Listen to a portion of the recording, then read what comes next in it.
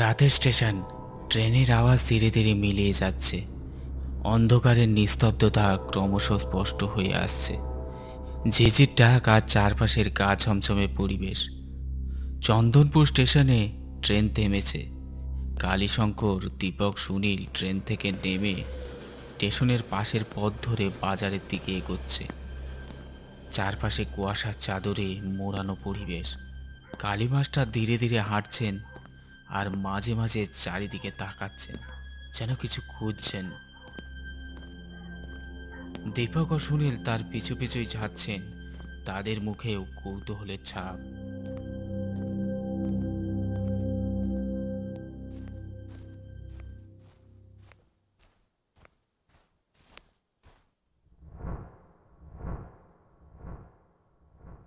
Sir, এই গভীর রাতে মাছ মাংস কিনতে চান কেন? আমাদের তো জমিদার বাড়িতে যাওয়ার কথা ছিল। স্যার, আপনার এই রহস্যময় কাজগুলো কিন্তু দিন দিন বাড়ছে। জমিদার বাড়িতে কি তাহলে খাওয়া দাওয়ার জম্পেশ আয়োজন করবেন? ভূতের সাথে লড়তে গেলে পেট ভরে শক্তি নিয়ে যেতে হয়। মাছ মাংস খেলে শরীরে বল বাড়ে, জানিস তো। কিন্তু স্যার, আপনি তো এইসব খান না। আপনার সাথে থাকতে থাকতে আমিও খাই না। তাহলে এসব কে খাবে? আরে, আমরা না খেলে এইসব খাবার লোকের অভাব হবে না। কেন, আমাদের সুনীল তো আছে, আমাদের সাথে থেকে শাক পাতা ফলমূল খেয়ে দিন কাটাচ্ছে। হ্যাঁ, তা যা বলেছেন স্যার। জমিদার বাড়ি গিয়ে জমিয়ে রান্না করে খাওয়া যাবে। তাহলে আর দেরি কেন, যাও গিয়ে নিয়ে এসো। এই বলে কালীশঙ্কর একটা 500 টাকার নোট সুনীলকে দিল। আর সামনেটা একটা দোকানের দিকে ইশারা করে দেখালো। দোকানটি রাস্তার ওই পারে, তখনও খোলা আছে। উপরের বোর্ডের ওপরে লেখা আছে হারানির মাছ মাংসের দোকান। সুনীল মাছ আর মাংস আনতেই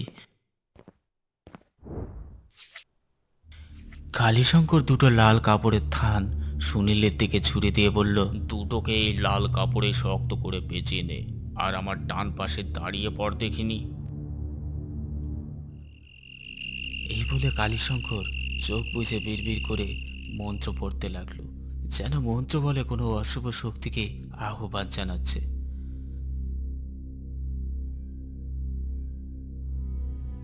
আর কিছুক্ষণের মধ্যেই জঙ্গলের দিক থেকে এক রিক্সাওয়ালা এসে তাদের সামনে দাঁড়ালো। তার চেহারা ভুতুরে, চোখের নিচে কালো গর্ত, যেন কোনো অলৌকিক শক্তি তাকে নিয়ন্ত্রণ করছে। বাবু, আপনি কি জমিদার বাড়িতে যাচ্ছেন? আমি পৌঁছে দিতে পারি। তুমি এই গ্রামের মানুষ?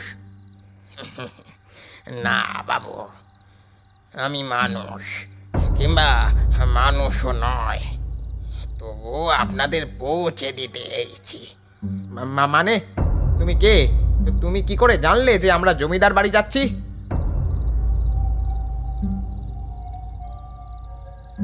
ভূতের কথা বলে তুই কি এদের ভয় দেখাতে চাস? আমার নাম কালীশঙ্কর। যেখানেই ভয় সেখানে আমার শক্তি। চল, কথা না বাড়িয়ে নিয়ে চল আমাদের। রিক্সাওয়ালা একটু থেমে নিঃশব্দে মাথা নোয়ায় আর রিক্সা চালাতে থাকে। চারপাশে কুয়াশাচ্ছন্ন রাত, নীরবতা যেন জমাট বেঁধে রয়েছে। শুধু রিক্সার চাকার গুনগুন শব্দ আর দূরে কোথাও শিয়ালের ডাক ভেসে আসছে।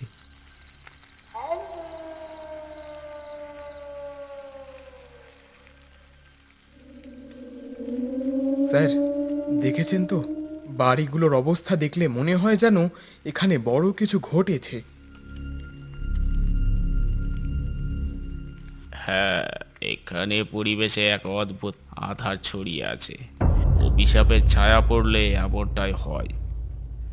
স্যার, এই জায়গায় তো মনে হচ্ছে সবাই আমাদের দেখছে। এই ঝাপসা আলোয় কিছু চোখে যেন ঝলকাচ্ছে। এটা কি আমাদের ভ্রম? মনে রাখিস, ভ্রম আর বাস্তবতার মাঝখানেই ভয়ের জন্ম। এই আধার আমাদের পরীক্ষা নেবে, কিন্তু আমরা ভয় পেলে ওরা আরো শক্তি পাবে। রিক্সাওয়ালা একবার ঘাড় ঘুরিয়ে তাদের দিকে তাকায়। তারপর আবার সামনের দিকে তাকিয়ে ধীর গলায় বলল, বাবুরা, জমিদার বাড়ির সামনেই নামাই দিয়া চলেই যাইব। এই সময় ওইখানে কেউ যেতে সাহস পায় না। এই গ্রামের মানুষ কয় অভিশাপে এখনো ওইখানে রয়েছে।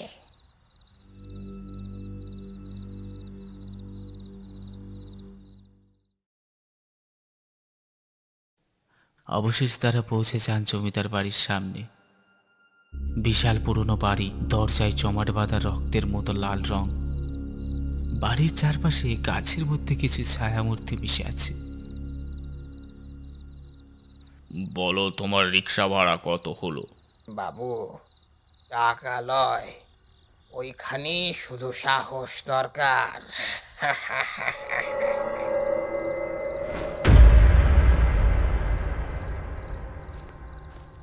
কালীশঙ্কর জমিদার বাড়ির ভিতরে পা রাখতেই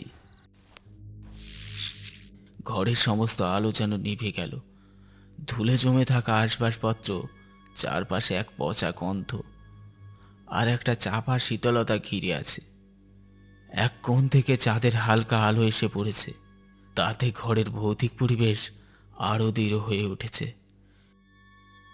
ঠিক তখনই কালীশঙ্করের চোখে পড়ল দরজার কাছে দাঁড়িয়ে থাকা একটা সাদা শাড়ি পরা মেয়ে। তার চুল খোলা, চোখে গভীর দুঃখের ছাপ। চুপচাপ ছায়াটার দিকে তাকিয়ে দৃঢ় কণ্ঠে কালীশঙ্কর বলল, তুই কে? এখানে কেন দাঁড়িয়ে আছিস? আমি সুনন্দা, এই জমিদার বাড়ির মেয়ে। আমাদের পরিবার বহু বছর আগে অভিশাপের মধ্যে আটকা পড়ে আছে। সে এক অদ্ভুত মেয়েলি কণ্ঠে কথাগুলো বলল, যেন যেন কোনো পুরুষ মানুষ মেয়েদের গলায় বলার চেষ্টা করছে। আমি মুক্তি চাই। তুমি কি আমাকে সাহায্য করবে? অভিশাপ? কার অভিশাপ? আমার দাদুর অভিশাপ। তিনি এক তান্ত্রিকের কাছ থেকে ক্ষমতা চুরি করে নিয়েছিলেন, কিন্তু কিন্তু সেই তান্ত্রিক বিশ্বাসঘাতকতা সহ্য করতে পারেনি। সে অভিশাপ দিয়ে গেছে আমার পরিবারকে। আমি এখানে আটকা পড়ে আছি, এই ঘরে বন্দি। স্যার, এই মেয়েটা সত্যি না মিথ্যে বলছে সেটা আমরা কি জানি? ভূতের কাহিনী যতই সত্য হোক, তাদের কথায় সব সময় সততা থাকে না। সুনন্দা, তুই কি সত্যি জমিদার বাড়ির মেয়ে? তোর কথা প্রমাণ কর, নইলে। সুনন্দার মুখে ক্ষণিকের জন্য দ্বিধার ছাপ, তার চোখে আতঙ্কের ছায়া। সে কিছুটা পিছিয়ে যায়, যেন তার সত্যিকারের পরিচয় প্রকাশ পেতে চলেছে। আমি বুঝতে পেরেছি তুই কে। তুই জমিদার পরিবারের কেউ নোস। তুই সেই তান্ত্রিক যে অভিশাপ দিয়ে গেছে। আমার সামনে নাটক করে নিজেকে লুকিয়ে রাখার চেষ্টা করছিস কেন? মেয়েটার মুখ ক্রমশ বিকৃত হয়ে যায়, তার চোখে এক অদ্ভুত রক্তিম আভা, মুখে বিকৃত হাসি ফুটে ওঠে। আসলে সেই মেয়েটি ছদ্মবেশী সেই তান্ত্রিকের আত্মা, যাকে তার অভিশাপ চক্র থেকে মুক্ত করা অত সহজ নয়।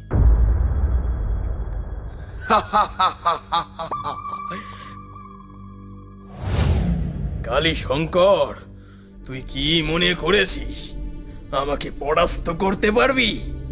এই গ্রাম ও জমিদার বাড়ি আমার অধীন। এখানে তোর শক্তি কিছুই করতে পারবে না। কালীশঙ্কর দৃঢ় পদক্ষেপ করে সামনের দিকে এগিয়ে আসে, তান্ত্রিকের আত্মার দিকে তাকায়। তার চোখে এক ধরনের নির্ভীক সাহস রয়েছে।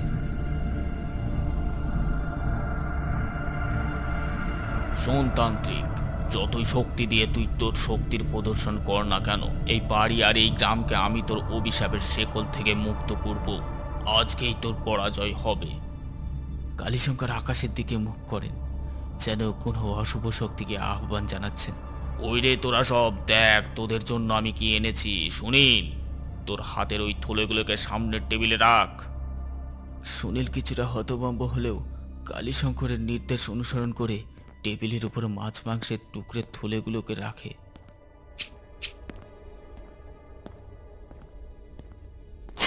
মুহূর্তের মুহূর্তের মধ্যে যেন মাছ মাংসের টুকরোগুলো অদৃশ্য শক্তির আভাসে আকাশে ভাসতে থাকে,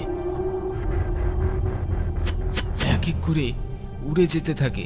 তান্ত্রিকের আত্মা চিৎকার করতে থাকে, না, তোরা এসব খাস না। এই কালী শঙ্করের এসব তন্ত্র সিদ্ধ খেলে তোরা ভস্মে পরিণত হবি। কালী শঙ্কর আমার শক্তি দুর্বল করার জন্য এসব ছল করেছে। কালীশঙ্কর ঝুলি থেকে তান্ত্রিকের শক্তি নাশের জন্য এক পুঁথির ব্যাগ বার করেন। ব্যাগে রয়েছে মন্ত্রলিপ্ত পবিত্র ভস্ম। তিনি তা চারপাশে ছড়িয়ে দেন আর মন্ত্র পড়তে শুরু করেন। ধীরে ধীরে চারপাশে এক শক্তিশালী আলোর বলয় তৈরি হয়। তান্ত্রিকের আত্মা যন্ত্রণায় চিৎকার করতে থাকে, তার দেহ ধীরে ধীরে ক্ষীণ হতে থাকে। না, এটা পারবি না তুই। পারবি? আমি এত সহজে হার মানবো না। তুই নিজের লোভের শিকার তান্ত্রিক। আজ এই জমিদার বাড়ি মুক্ত হবেই তোর অভিশাপ থেকে।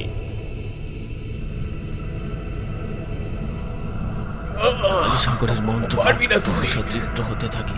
পারবি। মন্ত্রের শক্তিতে তান্ত্রিকের আত্মা বিলীন হতে শুরু করে, পারবি। আর তার ভয়ানক চিৎকার ধীরে ধীরে স্তব্ধ হয়ে যায়।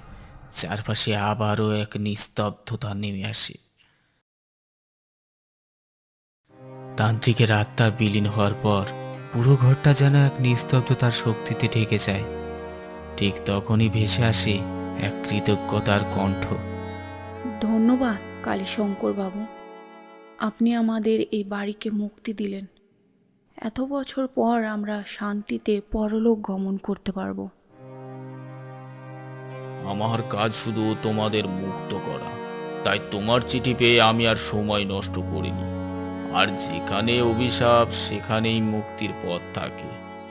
এবার তোমরা শান্তিতে মুক্তির পথে গমন করো। কালীশঙ্কর, দীপক, সুনীল ধীরে ধীরে জমিদার বাড়ি থেকে বেরিয়ে আসেন। চন্দনপুর রাতের সেই ভৌতিক পরিবেশ আজ মুক্তির এক নতুন আলোয় ঝলমল করছে।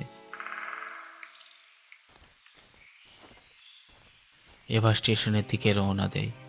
তাদের মুখে এক সন্তুষ্টির হাসি এবং চারপাশে এক গভীর প্রশান্তির ছায়া।